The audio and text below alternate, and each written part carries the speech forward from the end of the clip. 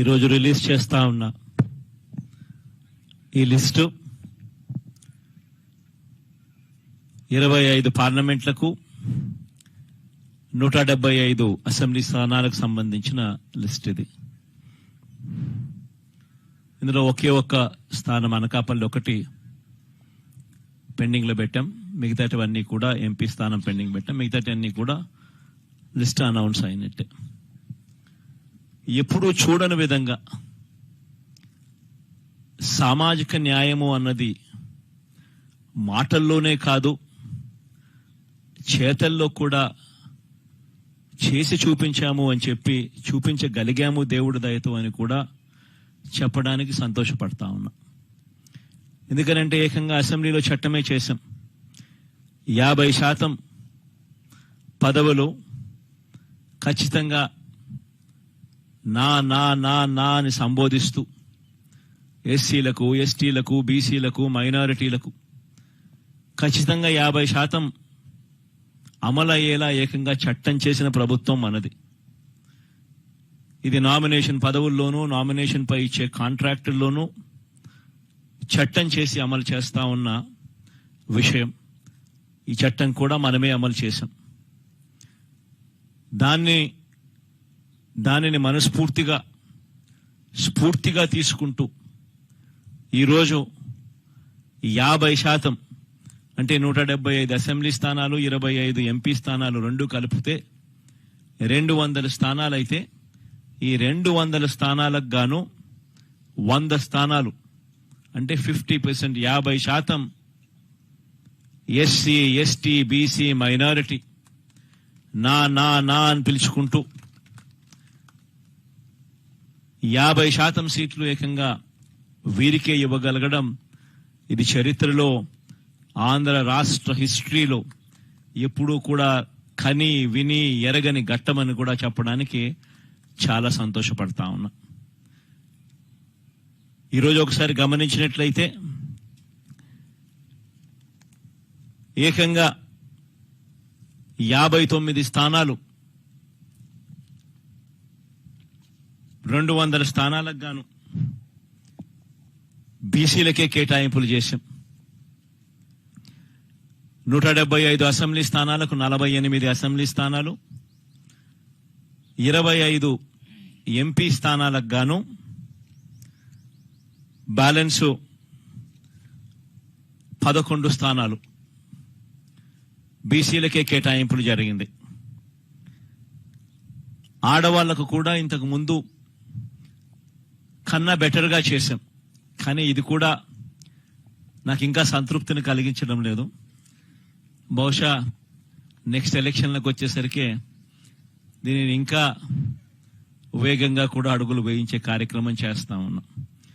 200 స్థానాలకు 24 స్థానాలంటే 12% అక్క చెల్లెమ్మలకు ఇవ్వగలిగాం. కానీ ఇది కూడా నాకు పూర్తిగా సంతృప్తిని కలిగించే అంశం కాకపోయినప్పటికీ కూడా బట్ లాస్ట్ టైం కన్నా బెటర్గా చేశాం. బహుశా మిగతా ఏ పార్టీ కన్నా కూడా బెటర్గానే ఉంటుందని అనుకుంటా ఉన్నాను. లాస్ట్ టైం 19 ఇస్తే ఈసారి 24 దాకా తీసుకొని పోగలిగాం. ఇది కూడా ఒక విశేషమని చెప్పాలి. కానీ నెక్స్ట్ ఎలక్షన్లకు వచ్చేసరికి ఇంకా దీన్ని ఖచ్చితంగా ముందుకు తీసుకుని ఇంకా పెద్ద సంఖ్యలో ఇంకా నెంబర్లు ఇచ్చే కార్యక్రమం ఖచ్చితంగా జరుగుతుందని కూడా చెప్తా ఉన్నా. ఈరోజు మనం రిలీజ్ చేసిన ఈ లిస్టులలో గమనించినట్లయితే ఏకంగా 77% మంది ఎమ్మెల్యేలు, ఎంపీలు ఈ 200 మందిలో ఏకంగా 77% మంది గ్రాడ్యుయేట్స్, ఆ పై చదువులు చదివిన వాళ్ళు. ఎమ్మెల్యేలకు సంబంధించి 175 మంది ఎమ్మెల్యేలకు గాను 75% గ్రాడ్యుయేట్స్, ఆ పై చదువులు చదవగలిగిన వాళ్ళు మనం ఎంపిక చేయగలిగాము అని కూడా చెప్పడానికి కూడా సంతోషపడతా ఉన్నా. మైనారిటీస్ కూడా ఇంతకుముందు 5 స్థానాలు ఇస్తే ఇవాళ 7 స్థానాలతో మైనారిటీ సంఖ్యను కూడా బాగా పెంచగలిగినామని చెప్పడానికి కూడా సంతోషపడతా ఉన్నా. మొత్తం మీద 50% నా అని పిలుచుకుంటూ ఎస్సీ ఎస్టీ బీసీ మైనారిటీలకు ఇవ్వడం అన్నది చరిత్రలో నిలిచిపోయే ఘట్టంగా మరొకసారి చెబుతూ, ఈ ఎన్నికల్లో దాదాపుగా 81 స్థానాలలో ఎమ్మెల్యేలను మార్పు జరిగింది. 18 ఎంపీ స్థానాలు కూడా మార్పు జరిగింది. అంటే దాదాపుగా 99 స్థానాలంటే దాదాపుగా దగ్గర 50% స్థానాలలో మార్పులు కూడా చేశాం. అంటే ఇది కూడా చరిత్రలో ఒక నిలిచిపోయే ఘట్టమే. ఎందుకంటే ఈ స్థాయిలో మార్పులు చేయగలిగిన ధైర్యం బహుశా ఎవరికి ఉండకపోవచ్చేమో. అది కూడా వైఎస్ఆర్ కాంగ్రెస్ పార్టీకి మాత్రమే ఆ ధైర్యం ఉందని కూడా, ప్రజల మీద ఆ మేరకు నమ్మకం ఉందని కూడా చెప్పడానికి కూడా సంతోషపడతా ఉన్నా. కానీ మార్పు కాబడిన వాళ్ళందరికీ కూడా, ఎవరైతే కూడా టికెట్ రాని వాళ్ళు ఎవరైతే ఉంటారో వారందరికీ కూడా మనస్ఫూర్తిగా చెప్తా ఉన్నాను, రాబోయే రోజుల్లో దేవుడి దయతో ప్రజలందరి ఆశీస్సులతో మన ప్రభుత్వం ఏర్పడిన తర్వాత వాళ్ళందరికీ కూడా ఔచితమైన స్థానం ఖచ్చితంగా ఇస్తూ ఏదో ఒక రూపకంలో వాళ్ళందరినీ కూడా దగ్గర తీసుకునే కార్యక్రమం ఖచ్చితంగా జరుగుతుందని కూడా వాళ్ళందరికీ కూడా భరోసా ఇస్తా ఉన్నాను. కని విని ఎరగని విప్లవాత్మక మార్పులతో ఈ 5 సంవత్సరాల పాలన సాగింది. ఎప్పుడూ కూడా ఎవరూ కూడా ఊహించల 2,70,000 కోట్ల రూపాయలు నేరుగా బటన్ నొక్కడం, ఎక్కడా లంచాలు లేకుండా, వివక్ష లేకుండా నేరుగా అక్క చెల్లెమ్మల కుటుంబాల ఖాతాల్లోకి డబ్బులు వెళ్లిపోవడం రాష్ట్ర చరిత్రలో ఇది ఎప్పుడూ చూడలేదు, ఎప్పుడూ జరగని ఘటం. ఇలా చేయగలుగుతామా? లంచాలు లేకుండా ఇవ్వడం సాధ్యమేనా?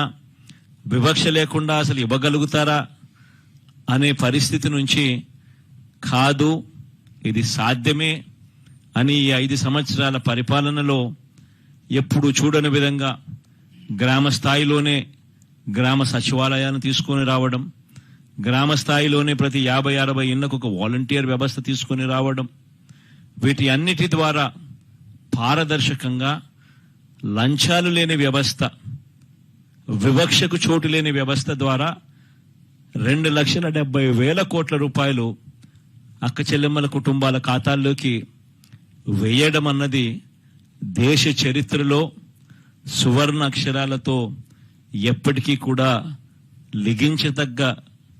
లిఖించతగ్గ విషయంగా ఎప్పటికీ కూడా గుర్తుండిపోతుంది. ఇది ఒక గొప్ప మార్పుగా కూడా గుర్తుండిపోతుంది. రాష్ట్రంలో ఎప్పుడు జరగని విధంగా జరిగింది. ఈ ఒకటే కాకుండా గ్రామాలు మారాయి, గ్రామాలలో పరిస్థితులు మారాయి, స్కూళ్లు బాగుపడ్డాయి, హాస్పిటళ్లు బాగుపడ్డాయి ఎప్పుడూ చూడని విధంగా, వ్యవసాయం బాగుపడింది ఎప్పుడూ జరగని విధంగా, మహిళలకు విమెన్ ఎంపవర్మెంట్ ఎప్పుడూ కూడా జరగని విధంగా, కంటికి కనిపించే విధంగా మార్పులు చోటు చేసుకుంటూ విమెన్ ఎంపవర్మెంట్ జరిగింది. సామాజిక న్యాయం అన్నది మాటలకు కాదు, మొట్టమొదటిసారిగా సాధ్యమే అని చెప్పి చేయించిన ప్రభుత్వం, చేసి చూపించిన ప్రభుత్వంగా ఈరోజు వైఎస్ఆర్ కాంగ్రెస్ పార్టీ ప్రభుత్వం నిలబడగలిగింది అని కూడా చెప్పడానికి గర్వపడతా ఉన్నా. వీటి అన్నిటి వల్ల కూడా ప్రస్ఫుటమైన మార్పులు ప్రతి గ్రామంలోనూ కనిపిస్తా ఉన్నాయి. ఈ మార్పులన్నిటి వల్ల దేవుడు ఆశీస్సులతో మళ్ళీ 2-3 నెలల్లో మళ్ళీ ఖచ్చితంగా ప్రమాణ స్వీకారం చేస్తాం. సామాజిక న్యాయం అన్నది ఇంకా గొప్ప స్థాయిలోకి తీసుకొని పోయే అడుగులు కూడా వేస్తామని కూడా ఈ సందర్భంగా చెబుతూ అందరితో కూడా సెలవు తీసుకుంటా ఉన్నాను.